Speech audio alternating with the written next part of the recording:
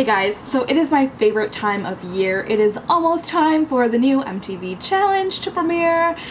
Sadly, I'm being almost serious. I have watched every season, every episode of The Real World and the challenge since I was 10 years old, and I am now 22. So, we have some history. And it is the 23rd season of the challenge, and this is Battle of the Seasons 2. I cannot wait. So basically there's going to be 7 teams of 4 people from each season, and they're going to be competing against each other to win a cash prize. So basically what I wanted to do in this video was A, just get my excitement out because it's going to be awesome, and B, just kind of go through each of the teams and give them a bit of a power ranking and see how I think they're going to do in the competitions. Okay, so let's get into the teams. First we have Las Vegas, which is made up of 2 people from each season, but the location was Las Vegas, so I guess MTV's letting it slide. From the original Las Vegas, we have Alton and Trishelle, which I am so excited for. It has been way too long since Trishelle's beautiful face graced my TV screen.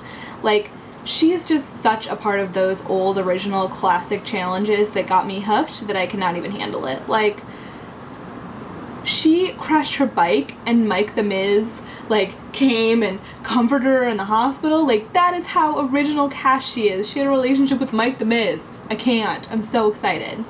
So Trishelle's gonna be there. I think she's gonna be really great. She's tall, she's pretty athletic, and she's real scrappy.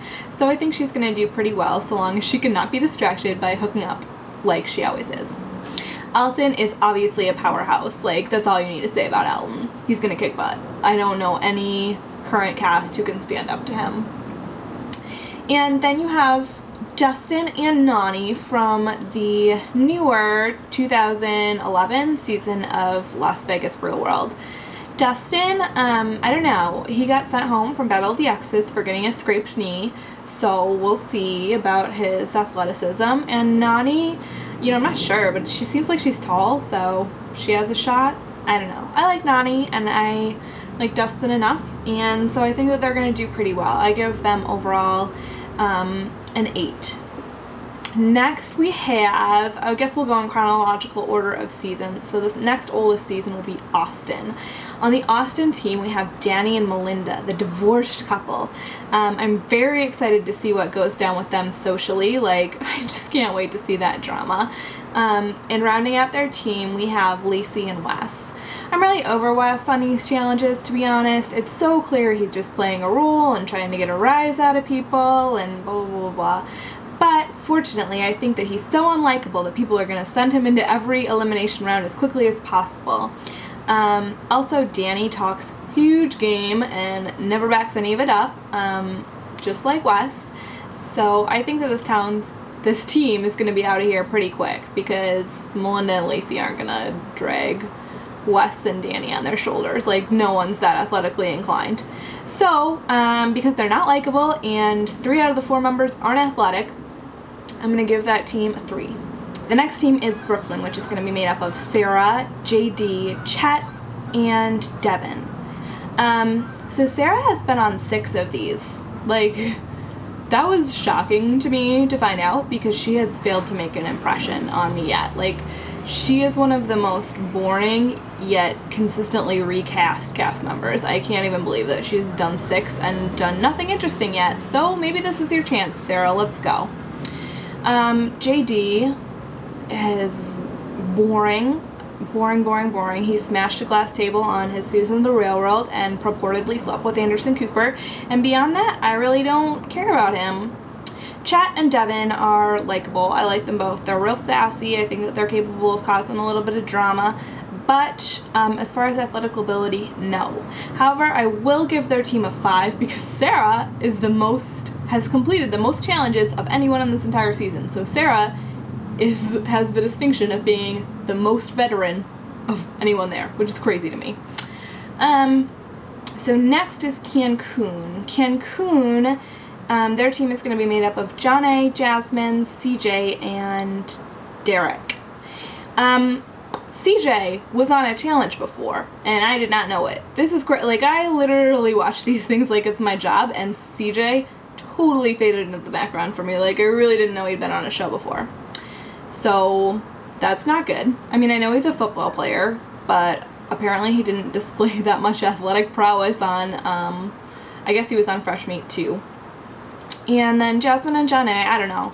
They're like real short and scrawny and scrappy, and they stir up a lot of drama. I'm not a huge fan of either of them. I wouldn't be sad to see them go home quickly. And Derek as well, I believe, is like pretty petite, and I don't see him performing particularly well, so I give them a 3. The next in line would be, well, we'll go with San Diego. San Diego was the worst season of The Real World, killed the franchise, like, so boring, and Frank tried to carry that season on his back and, like, literally just write all the storylines by being a nut. So I'm really excited to see what he does in this house full of other people who are vying for the spotlight rather than his roommates who are trying to just shrink out of it and be in the gym all day. So 2 of those roommates who were in the gym all day being boring are on his team, Zach and Ashley. Zach is a giant. He's like enormous. I'm pretty sure that people have been saying he's got like, what, 4 inches and like, I don't know, 50 pounds on CT or something. That sounds crazy, but I think that that is correct. That's insane. Like, I don't see anyone winning against him in an elimination round. So just because of that, I give their team a really high score, like an 8, because Ashley and Sam are no slouches either. So the girls are going to be really strong as well. The next team is back to New Orleans. Love. I cannot wait. Jemmye, you guys, Jemmye is back. And she also has kind of a breakup storyline going on because her ex, Knight, is going to be there. She and Knight had lived together, and now their relationship has fallen apart, and they are a mess. They were a mess during their, like, lovely honeymoon stage on The Real World New Orleans, so God knows when they're broken up on this island full of crazy people. They're not an island, I guess they're in, like, what, the Czech Republic? I'm not sure. They're going to be even sloppier. Jemmye always looks a mess. Her hair is always crazy. She's always drunk, always falling over. Her teeth are jacked up. She, like, can't speak, and I love her. Go, Jemmye. You're the best. So rounding out that mess of a team is Mackenzie, who's an idiot. Like, if you saw her season, she was just probably the dumbest Real World cast member ever, honestly. And Preston, who peed on someone's toothbrush, and generally was just really sassy and got his feelings hurt easily. So I'm not sure, but you know, I'm just crossing my fingers for a spin-off on this one, like just a Jemmye and Knight show. Come on, MTV, come on. And I believe the final team is St. Thomas, and that is made up of Robin Marie and Laura and Trey.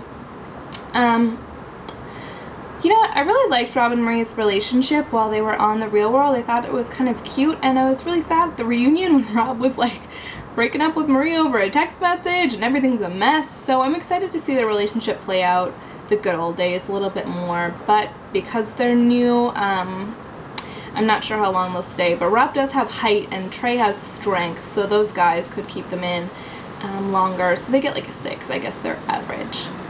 Anyway, I'm really hoping to continue to do recaps on this season. I can't wait for everything to get started, and I'll see you on Wednesday. Bye.